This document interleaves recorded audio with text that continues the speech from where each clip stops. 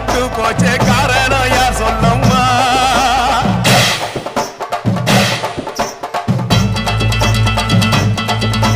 சட்டவுடு கையில் சத்தம் முழங்கிட தாயேடி பொங்கிடம்மா சட்டவுடு கையில் சத்தம் முழங்கிட தாயேடி பொங்கிடம்மா சூளக்காளியே அத்தா தாயே சூளக்காளி